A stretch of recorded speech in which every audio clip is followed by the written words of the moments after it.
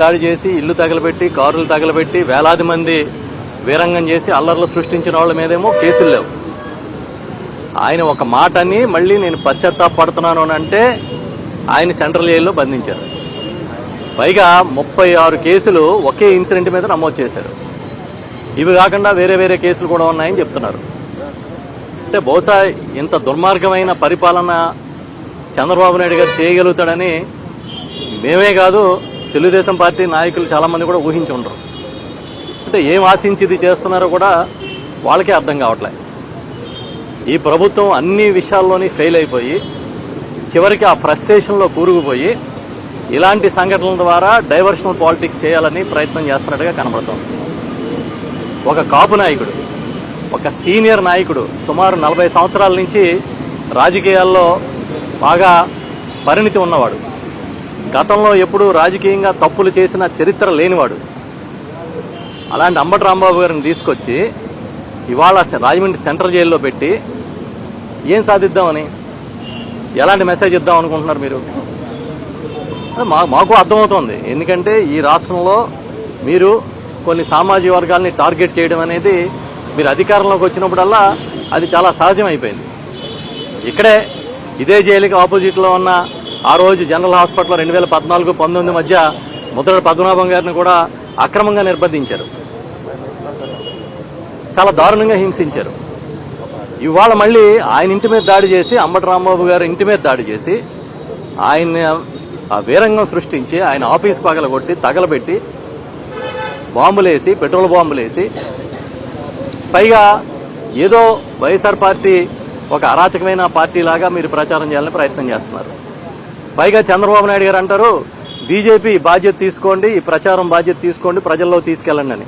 అంటే బీజేపీ భుజం మీద తుపాకి పెట్టి కాల్చాలని ప్రయత్నం. ఇంచుమించుగా కూటమిలో ఉన్న భాగస్వాములందరూ సీఎం, డిప్యూటీ సీఎం, బీజేపీ రాష్ట్ర అధ్యక్షుడు, ఇతర నాయకులు అందరూ కలిపి ఒక పెద్ద ప్రెస్ మీట్ పెట్టారు.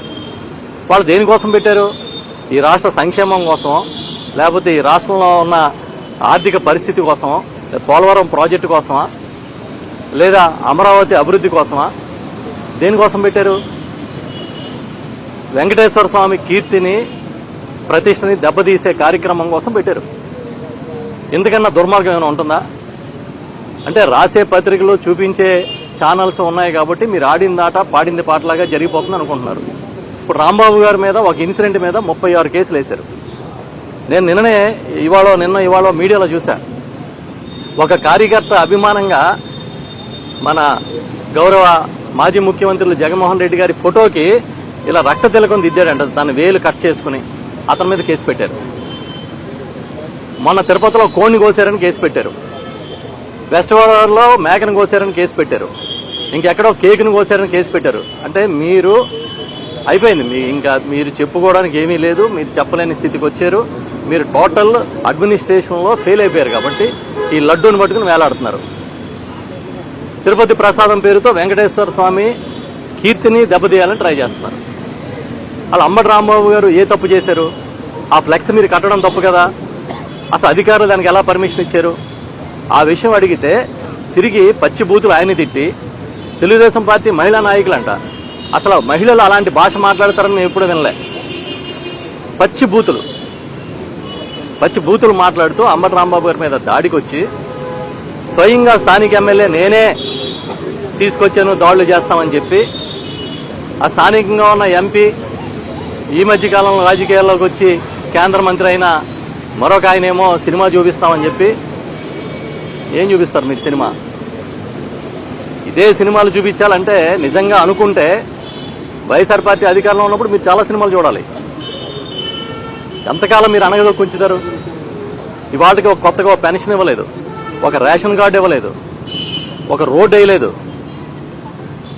మాట్లాడితే అబద్ధాలు. ఇవాళకి ఏ హెడ్లైన్స్ వస్తాయని అంబటి రాంబాబు గారిని సెంట్రల్ జైల్లో పెట్టినంత మాత్రాన వైఎస్ఆర్ పార్టీ భయపడిపోతుందని, వైఎస్ఆర్ పార్టీ కార్యకర్తలు బెంబెలెత్తిపోతారని అనుకోకండి. ఆయనైతే చాలా ధైర్యంగా ఉన్నారు రాంబాబు గారు. ఆయన ఒకటే చెప్తున్నారు, తప్పు చేసి జైలుకి వస్తే బాధపడాలి కానీ నేనేం తప్పు చేశాను? ఆ రోజు మాట దొర్లింది, దానికోసం వెంటనే పశ్చాత్తాపం చెప్పాను. అయినా సరే ఇంటి మీద దాడి చేశారు, అది వాళ్ళ నైజం. దీంట్లో బాధపడడానికి ఏముందని తిరిగి మాకు చెప్తా ఉన్నారు. పెద్దలు ఉండవల్లి అరుణ్ కుమార్ గారికి మధ్యన కొంచెం జ్వరం వచ్చిందని చెప్పానంటే ఆయన వెళ్ళిన వెంటనే ఫస్ట్ ఈయన్ని పరామర్శిస్తున్నారు, మీకు ఎలా ఉందండి అని. అంత ధైర్యంగా ఉన్నాడు ఆయన. వాళ్ళు ఏ పరిస్థితి తెచ్చారంటే చంద్రబాబు నాయుడు గారు ప్రతిపక్షంలో ఉన్న సాధారణ కార్యకర్త నుంచి ఉన్నత స్థాయి నాయకుల వరకు మీరు జైలుకి వెళ్ళడానికి సిద్ధంగా ఉండండి అనే మెసేజ్ ఇస్తా ఉన్నాడు. దానికి ఈ పార్టీలో ఉన్న ప్రతి ఒక్కరు కూడా సిద్ధంగానే ఉన్నామనేది మేము గట్టిగా చెప్తున్నాం. ఇంకా మళ్ళీ చెప్తున్నాం, మీరు చేసే ప్రతి పనిని నిలదీస్తాం, ప్రతి తప్పుని ఎండగడతాం. మీరు చేసిన తప్పుకి వెంకటేశ్వర స్వామి వేసే శిక్షే చాలా పెద్ద శిక్ష. ఏదో ఒక రోజు మీకు కనువిప్పు కల్పించేటట్టుగా వస్తుందని అనుకుంటున్నాం. అప్పుడైనా మనసు మార్చుకోమని చెప్తున్నాం. ఎందుకు ఇది ఇంత దిగజారుడిగా ఎందుకు మాట్లాడతారు? ఇప్పటికైనా మీరు వెంకటేశ్వర స్వామి ప్రతిష్ఠను కాపాడే కార్యక్రమం చేయమని చెప్పి మేము గట్టిగా కోరుతూ ఉన్నాం. ఏమండి అంటే చూశాను సార్, అలాగే సార్ చూశాను. కొడిగలపూడి శ్రీనివాస్ గారు అని ఆయన పెట్టిన ట్వీట్ పల్లె కన్నీరు పెడుతుంది అని పెట్టాడు ఆయన. పల్లె కాదు, పట్టణం కూడా కన్నీరు పెడుతుంది. ఈ రాష్ట్రం మొత్తమే కన్నీరు పెడుతుంది. ఎంత తప్పు జరిగిందా అని పల్లె, పట్టణం, వీధి, వాడ, ఢిల్లీ దగ్గర నుంచి గల్లీ దాకా ప్రతి ఒక్కళ్ళు మాట్లాడుకుంటారు ఇవాళ చంద్రబాబు నాయుడు గారు చేసే దారుణాలని. సొంత ఎమ్మెల్యే పల్లె కన్నీరు పెడుతుందని అంటే ఇంకా మీకు ఇంతకన్నా గొప్ప సర్టిఫికేట్ ఏం కావాలి? నిన్ననే మీరు మీటింగ్లు పెట్టుకుని ఏదో 175 నియోజకవర్గాలకి ర్యాంకింగ్లు ఇచ్చుకున్నారంట. ఎవడు ర్యాంక్ ఆడే ఇచ్చుకుంటాడా? ఎవడు డప్పు ఆడే కొట్టుకుంటాడా? ర్యాంకులు ఇవ్వాల్సింది ప్రజలు ఇవ్వాలి. సరైన టైంలో ప్రజలు ఇస్తారు ర్యాంకులు. అంతేగాని అంబటి రాంబాబు గారిని జైల్లో పెట్టాం, జోగి రమేష్ గారిని జైల్లో పెట్టాం, లేకపోతే మరొక నాయకుడిని జైలుకి పంపించాం అని రోజు మీరే ఆనందపడి ఇంకా రకరకాల కథనాలు రాసి, అలా సిగ్గున్నవాడు ఎవడైనా బాత్రూమ్ కెమికల్స్ కలిపేరు లడ్డూలు అంటారా? ఓ పని చేయండి, మీరు ఎవరో ఒకళ్ళు బాత్రూమ్ కెమికల్ లడ్డూలు కలుపుకుని తిని ధైర్యం చేయండి. మీ ఆరోగ్యం బాగుంటే మేము కూడా అర్థం చేసుకుంటాం. ఇదేం దరిద్రం? ఇంత దిగజారిపోవడం రాజకీయాల్లో మంచిది కదనేది గట్టిగా చెప్తున్నాం. సుబ్బారెడ్డి గారు ఏం చెప్పారు? 2022లోనే నాకు అనుమానం వచ్చి టెస్టింగ్కి పంపించాము, ఆ టెస్ట్ రిపోర్టు ఏమని వచ్చిందనేది అధికారులు చూడాలి అని చెప్పారు. 2024లో నెయ్యి సరఫరాకు సంబంధించిన మొత్తం నిబంధనలు మార్పు చేస్తూ టీటీడీ నిర్ణయం తీసుకుంది. దాంతోపాటు అసలు ఏవైతే శాంపిల్స్ తీసుకున్న ట్యాంకర్లు ఉన్నాయో ఆ ట్యాంకర్లు తెలుగుదేశం పార్టీ మళ్ళీ అధికారంలోకి వచ్చిన తర్వాత ఆ ట్యాంకర్లని రిజెక్ట్ చేస్తే దాని శాంపుల్స్ తీసుకున్నారు. ఇవాళ సిబిఐ చెప్పింది కూడా ఆ శాంపుల్స్ గురించే.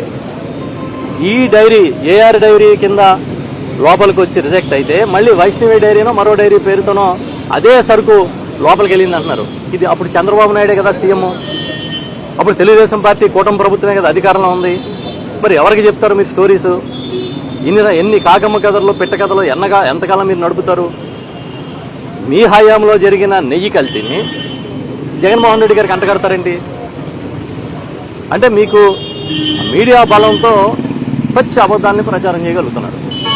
అంత తప్పించి మరొకటేం లేదు. చివరికి ఏ స్థితికి వచ్చారంటే దేవుణ్ణి కూడా రోడ్డు మీదకి లాక్కొచ్చి రాజకీయాల్లో